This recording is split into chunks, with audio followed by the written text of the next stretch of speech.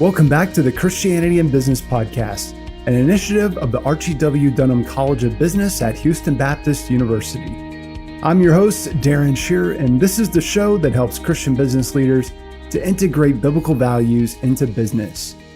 On this episode, we're going to replay a presentation delivered by Houston Baptist University alumnus Tina Boaz Murray, president of Mind Dance Marketing Incorporated. If you're a Christian entrepreneur wondering how you're going to make it through any adversity you're facing right now in your business, listen to this and be encouraged. Tina Boaz Murray is the president of Mind Dance Marketing Incorporated, which is a marketing and brand management agency she started at 26 years old. So those of you who feel like they're too young to start something, let that be an encouragement to you. It's headquartered in Houston, Texas. MDM specializes in supporting franchised brands across the country. And most noteworthy on their client roster is the 21 years of support MDM has provided to Chick-fil-A markets nationwide. To date, MDM provides brand management for 15 Chick-fil-A markets. And also want to mention, she is a proud graduate of Houston Baptist University. Tina, thanks for coming to share some of your entrepreneurial journey and lessons learned with us today. And I'll go ahead and turn it over to you. Well, thanks, Darren. And good morning or afternoon, depending upon where you might be out there.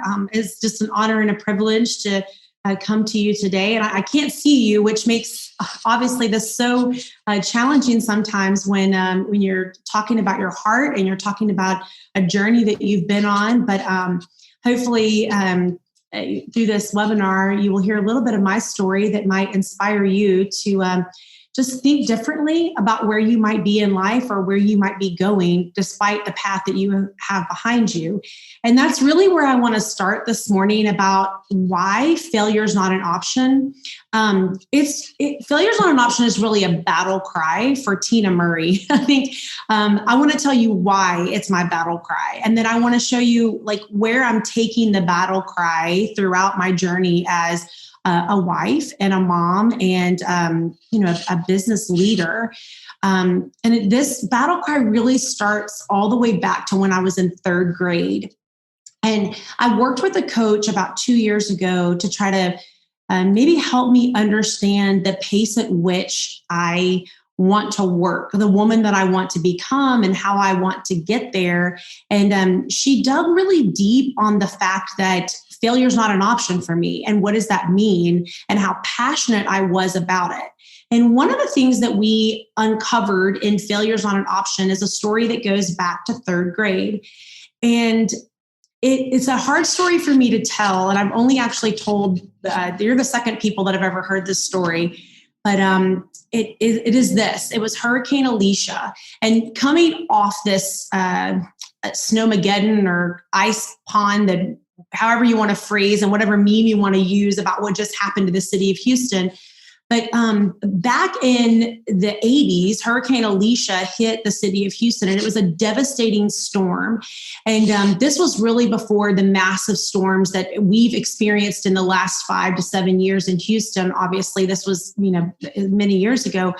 But Hurricane Alicia was coming to the city of Houston, and it was the night that it was going to hit. And my mom was actually at work, and my dad was at home with me and my brother and my sister. And we are all 18 months apart. I'm the baby of 3 kiddos. And so we're all in elementary school. And the phone rang. And back then, phones were connected to the wall, or they had a really long cord that you could kind of carry around the phone. And I picked up the phone at the exact time my dad did. But the clarity of phones was not what it is today. And he didn't know that I had picked up the phone. And on the other end of the line was a woman, and she said, "Richard, where are you? The kids and I are scared, and we need you to come over to our house." And my dad replied to this woman and said, "Pat's at work and she wants me to stay here with these damn kids." And I remember thinking on the phone that I was one of those damn kids that he was talking about.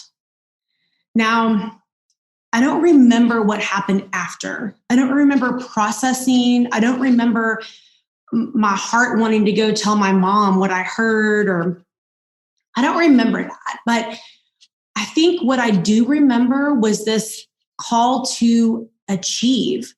I remember it bubbling up in me to not want to be one of those damn kids.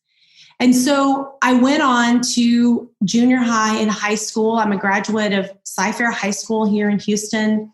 And throughout my junior high and high school, and even going into college at HBU, I played sports and participated in clubs. And people often said things to me like, "You're so good at everything you do. You're such a natural athlete. They gave compliments to determination and the sheer sweat equity that I was willing to apply to not fail. And I feel like in that journey of not wanting to fail is where I really came up with my battle cry of failure is not an option. And I want to just share, I'm going to flip over here to this quick deck of slides and just share a little bit about where I am now. So obviously we're talking about failure is not an option, but I want to just let you know that God has sent me the most incredible husband. You see here, Darren mentioned that we just got back from Disney World in Orlando. We had not planned that because of the storm, but it actually did work out so well that we did that with the storm because we were there last week. And so my husband, Greg, is on the right. And then you see Marley, my 13-year-old, and Maddie Kate, my 11-year-old, and then Macy, my 15-year-old there at Disney World. And this is where the story gets good and gets away from the hurt and kind of into the build. Because after the hurt happened, I went to Sam Houston State University for exactly one day. When I graduated high school, my mom had the expectation that we were going to go to college. Now, keep in mind that my mom had lived through this lifestyle with my dad and chose to divorce him after my dad had all these indiscretions with other women. And my mom was a single parent. And her determination for leading our family resulted in my brothers and sisters and I working nights and weekends at my mom's printing company. And we would turn our paychecks over to my mom because she needed those funds in order to make our family function correctly because we didn't have my dad or my dad's income at the time. So the struggle for our family included things like at times we didn't have electricity. At times our telephones would get turned off. At times we had to borrow money from people in order to buy groceries. There was a period of my life where the struggle was real and might have motivated the journey. And when I enrolled into Sam Houston State University, I was dating a boy. It's not Greg. So he doesn't like this part of the story, but it's not Greg who I was dating, but I was dating a boy. And I really thought that I wanted to marry this person. And so I decided not to go to Sam Houston. And then my mom said, well, you have to go to college. So she marched me down to the University of Houston and said, this is where you're going to go to college. And so I enrolled in HBU. And at the time that in U of H rather, and at the time that I enrolled in University of Houston, I wasn't really an active student. I certainly wasn't attending class on an active basis, and I wasn't really participating in the education. And I think this is a period where I would say, especially to any young people that are on the webinar this morning, my story was not over. But I think if you looked at me at that period, you might look at me and say, wow, she really took a turn for the worse. She was actually going to maybe be something. I saw potential in her, and now she's stalled out. She's not going to college. I'm not sure what her plans are for the future. But my mom told me, go get a job in the career that you think would be most interesting to you. If you're not going to be in college, and I was still in college, but I just wasn't excelling. She said, go get a job in a career that you want to be in. So I went and got a job at 104 KRBE. And back in the day, in that time frame, 104 was They were a happening station. They were the number 3 radio station in the country. And they were doing some really amazing things with loyalty cards and magazines and things that actually probably sound really silly today. But this is, 25 years ago, this was really cutting edge marketing that was happening at KRBE. And through my relationships at KRBE, there were 2 people that really impacted my journey. One of them was Mark Schechterly, and the other one was Pam Kehoe. And these were people that really poured into me and said, get your act together. Pick the design that God has for you and go towards that. And I didn't know what that meant. I think about now about when my daughter asked me, do you hear God talking to you? And I'm like, well, it's not like a voice. I'm not hearing him speak directly to me like a phone call, like, Tina, here's what I need you to do today.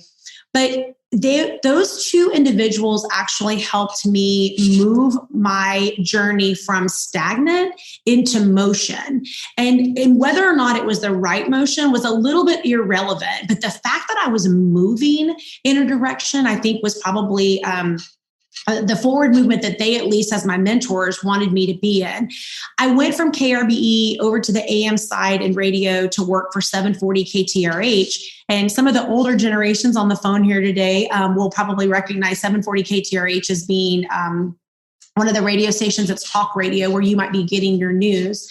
In that time frame, my boss at the time, Pam, said to me, you really need to accomplish graduating from college. She recognized the need for me to finish. So I enrolled in Houston Baptist University. And I hate to say it because I know Ernest is on this webinar, but I think one of the main reasons why I enrolled at HBU was because they would accept me. And so with that acceptance, I went to HBU, and that came with a lot of accountability. I had professors calling me, asking me, hey, are you showing up for class? Or, hey, you made a C on that exam. Can we help you through this? And let's talk about the grades.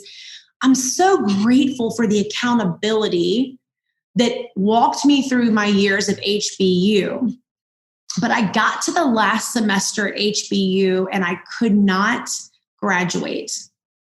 And you want to know why? It's because I had been in school for 7 years. And at some point, the government, with my grants and loans and tuition assistance, I believe they thought, well, this girl is just not going to make it. So in that time frame, I had to go to my sister and her husband, and they were newlyweds. And I had to say, look, I asked mom for the money and she said no. And quite frankly, I don't blame her. I've been living off her, her paycheck for quite some time, off her gas bill, off her, paying my car insurance and things of that nature. And what happened in that time frame is that my sister, even as a newlywed, agreed to bankroll $5,000 for me to finish my education. Now, I mention all of this to you because, again, if my story had stopped at any point along what I'm telling you, you might have a much different opinion about me or the way my journey was going. But at that point when I graduated and I went to work for a PR firm, I really began to understand that failure is just not an option. I really, as a young adult, began to understand the sacrifices that people had instilled in themselves to make me successful. From my mentors to my parents to my sister and her husband giving me money. And that's really where this battle cry of failure not an option began to take flight for me. And there are things along the way that I feel like have absolutely changed my course as a Christian, but definitely changed my course as a leader in my business. I went from the PR firm and started my own agency at the age of 26. Now, that's a risky move. I don't know that I would recommend that to everybody, but it's definitely a risky move to start your own agency at the age of 26. And here's why it was risky for me. I'm not sure I knew everything about business or leadership. I don't know that I knew a lot about entrepreneurship. But my first clients were Chick-fil-A, BMW of North America, and Marble Slab Creamery. So I had a really good lineup of clients coming out of just reputation management that I was doing. And I realized really quickly that the industry that I had been working in, the media industry and the advertising industry, whether it was in my radio days or my PR days, was really much like a family.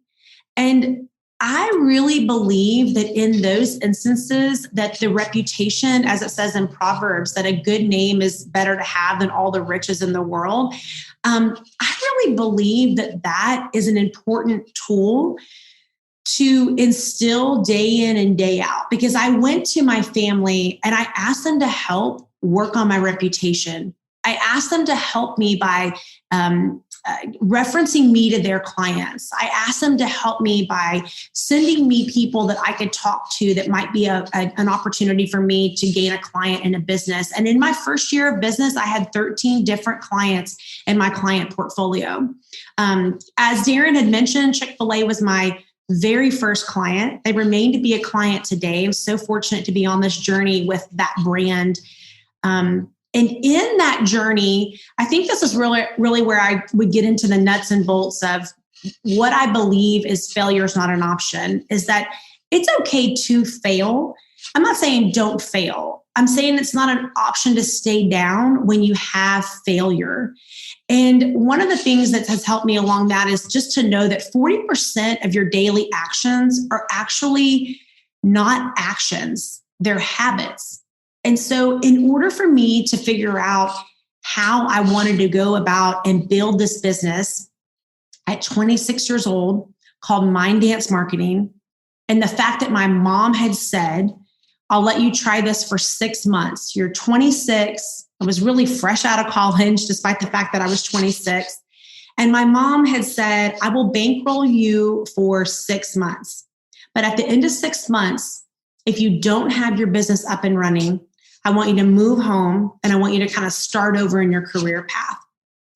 And that's when I realized that, Duke University did a study and it said, when you rise in the morning, nearly half of your day will be determined by patterns that you either intentionally create or you passively allow. So when you rise in the morning, 40% of your day is already crafted for you on an autopilot of the things that you have intentionally created in your life, or if there's no creation that you're intending, that it would actually passively take its own course. And these are the things that I really want to unpack for you today. There's 5 items that I want to chat about, and I'm going to go back to this piece because I want to just kind of share with you my thoughts on the 5 things that have helped me ensure that failure is not an option for me. The first one is writing handwritten notes. Men on this call, I think probably are going to say, hey, it's not my thing. Young people, you're probably going to say, why would I write a note when I can text or email or send a TikTok video? But here's why. Especially during COVID, we all need a little bit of happiness. And True and Kathy, the founder of Chick-fil-A, actually would say, do you know how you can tell if somebody needs encouragement? The answer is it's when they're breathing. If someone is breathing, then they need encouragement. And so my handwritten notes have always been part of Tina. It's part of my manifesto at Mind Dance. My team is required to write one handwritten note at the end of every week to lift somebody up. And during COVID, what I really love about that is that I love the opportunity to be able to send a handwritten note to somebody and leave a little happy gram in their mailbox, which, is probably you're enjoying mail a little bit more these days than you might have pre-COVID. But if you don't mind, I'd like to share with you one secret about my handwritten note strategy. And it is this. I used to write notes. Let's take a thank you note, for example. I used to write thank you notes that said, thank you, Darren, for introducing me this morning. You did an amazing job at lifting me up right before I presented. I very much appreciated being on your webinar today. Warmly, Tina Murray.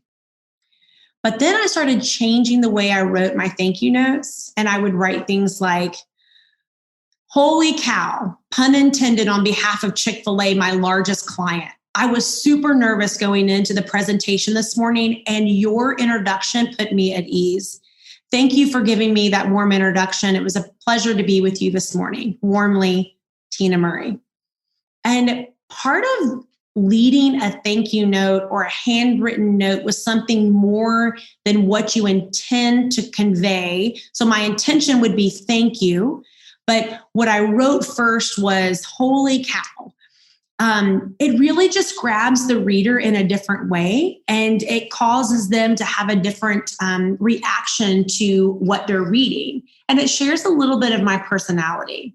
So I would just encourage you, the first thing that I do to instill that failure is not an option is that I keep up my relationships. And one of the ways that I do that is by handwritten notes, because eventually you're going to need those people that you're writing these notes to one day to help you, whether it's emotionally or physically or financially, if that happens.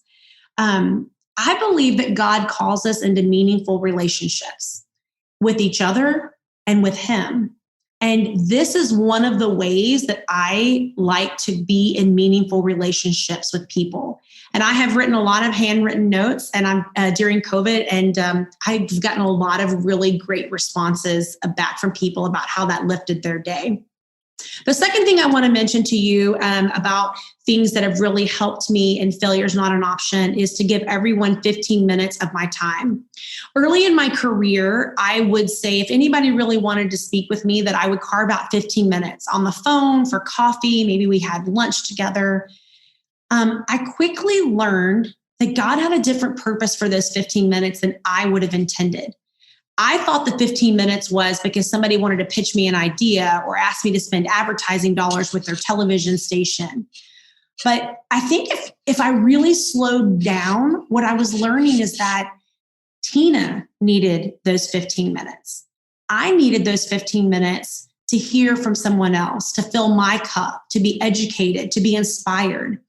And I have to say that once I changed my relationship with time, I learned to lean into those 15 minutes with people. I learned to appreciate giving time to people. It is my rarest commodity. It's likely your rarest commodity too. It's the one thing that you have the very least of, but it's probably the one thing that everyone wants from you.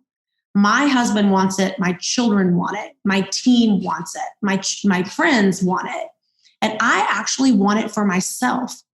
And so when I think about giving 15 minutes of time, I have to spread it out amongst all those people. And it's important not to forget yourself. It's important for you not to forget that your 15 minutes of time is actually for you as well. You need a moment to refresh, to dig deep in something that you're thinking, to go into the Word and make sure that you're listening for what the journey is intended to be.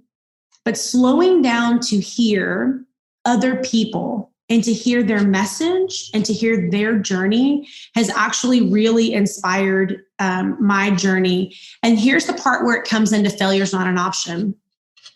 Failure is not an option to not be in a relationship with humans.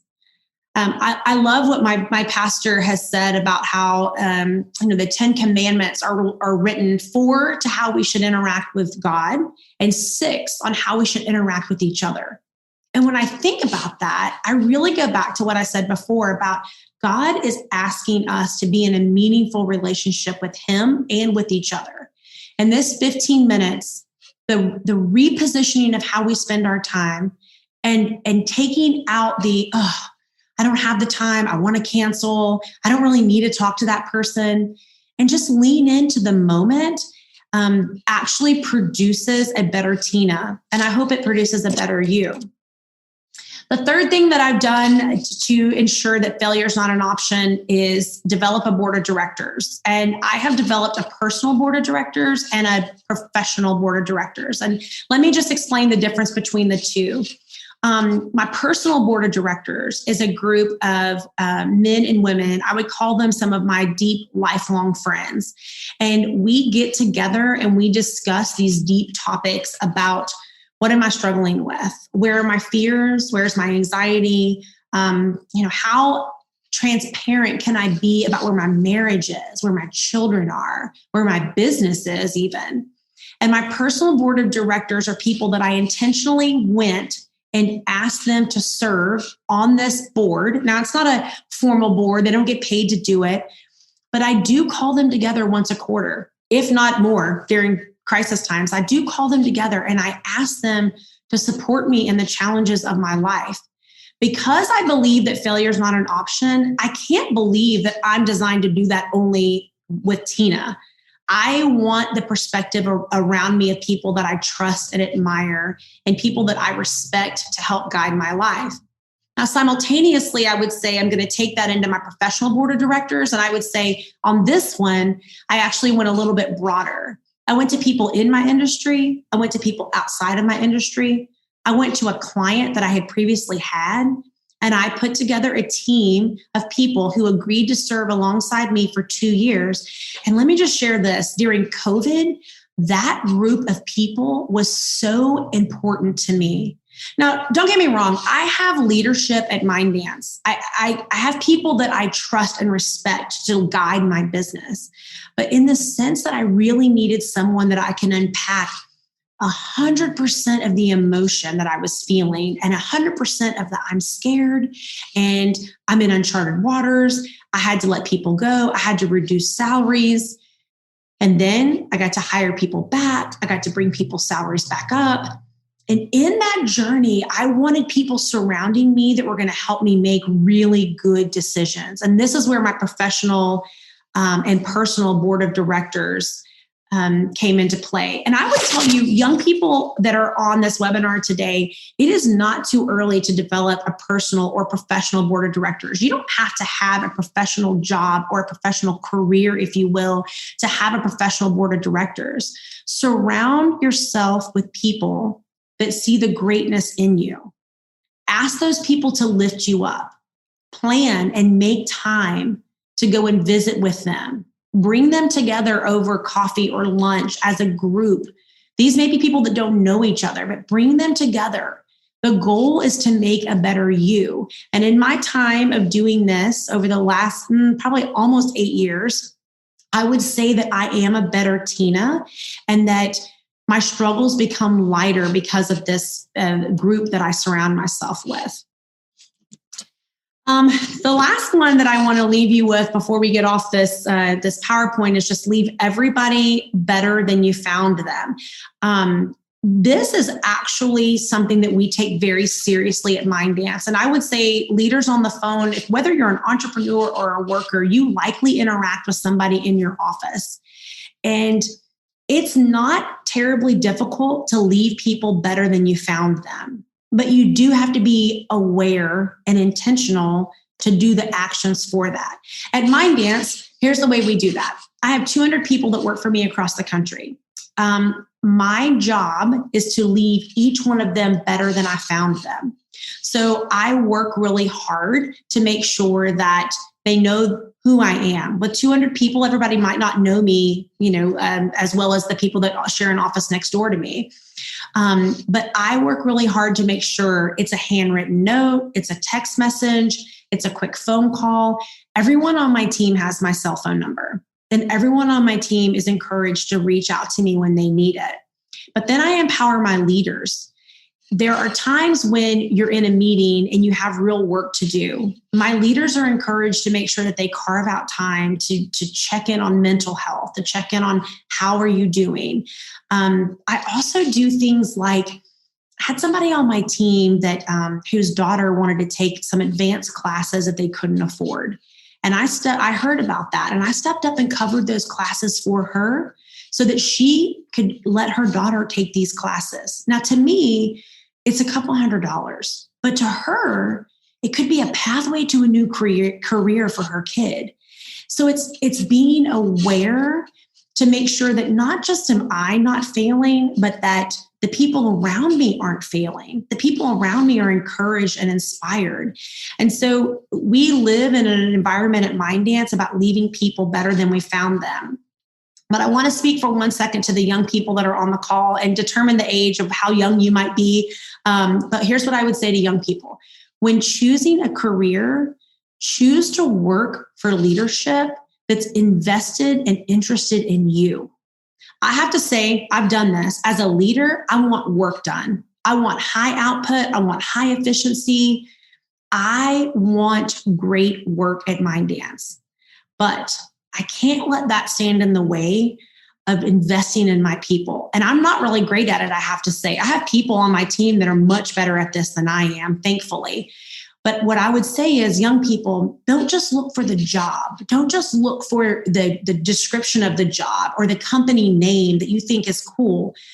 Look for the people that are going to be leading you and ask yourself, am I going to be a better person when I stop working here than I was before I came? Am I going to be invested in? And am I going to be championed to be my best self? Likewise, leaders on the call, I would encourage you just to double check where you are in guiding your people and leaving your people better than you found them. These young people that come to work for us, or your new hires that come to work for us, I tell my people all the time two things. One, I tell them there's no crying in chicken. So from a Chick-fil-A reference, I would like to say there's no crying in chicken. And so I don't want people to come to work and get so stressed out that we cry over the work that we do.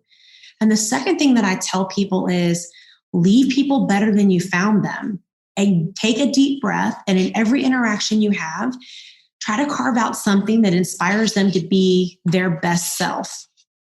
Now, I want to share with you that my journey in all of these points is, it's not always consistent. I mean, as a leader and growing an agency, I don't always have 15 minutes. It looks different today. My 15 minutes looks like a text message maybe, or it looks like a quick phone call, or it could look like a midnight email conversation. Also, I think leaving people better than I found them might look a little bit different too. It might look like delegating authority to somebody else to make a move on a team member. Or it might look like me walking into somebody's office and saying, hey, I just want you to know you need to go home. It's 5:00 and you have a little kid that goes to bed at 7:30. And I want to make sure that you get family time tonight. So I think that it looks different. And I want to be open to that. I want to be open to failure is not an option for me. It shouldn't be an option for the people that I serve. Pardon me. And I want to pass that along to the people that choose to spend their time at Minddance Marketing. That we're going to rise to every occasion. We're going to do our very best. We're going to become human in doing that. We're going to celebrate successes. We're going to celebrate failures because there's a lot to be taught inside of failure. And at the end of the day, we're going to make sure that we make time for ourselves. We call it white space at Minddance. In order to be a really good leader, we have to be really good at ourselves first. And so if anything that I would ask you to take away today is maybe not that failure is not an option, but how do you ensure that failure is not an option? What steps can you take? What pieces do you want to instill? Who are you going to surround yourself with? And maybe in that conversation, you ask yourself, what are you willing to let go of? Because if you're like me, you have a lot on your plate right now. I don't know really where you are in your journey, but I can tell you that society measures success by busy, and it's wrong. Time is not an indicator of success. Checklist is not an indicator of success. But when I think about not wanting to fail, I have to make sure I know what I'm not wanting to fail in and for whom I don't want to fail. My priorities have been steadfast since I started this business. I'm a Christian first and foremost, and that's a filter that has to be applied to my everyday walk. I'm a wife second. I made a commitment and a vow to Greg to be his wife and to honor and respect him for the rest of my life. And I intend to do that, despite how hard it can be to be married for now what's going to be 18 years. I'm a mother that has its own challenges. And then I'm a business owner All of those things set us up for struggle. But if I can remember what my filters are and keep my filters intact, my word for this year is simplicity. And I want to know that I'm creating good habits in that. I write handwritten notes. I inspire people to take good care of each other. I give people 15 minutes of my time. And I appreciate the opportunity, Darren and Ernest, that you've given me today in order to share my story. I hope it inspires someone along the way. We hope you've enjoyed this episode. And if so, we would greatly appreciate it if you would leave us a quick rating and review for the Christianity in Business podcast on iTunes. You can get more information about HBU Center for Christianity in Business at christianityinbusiness.com. Thanks for listening, and remember to keep integrating biblical values into your business.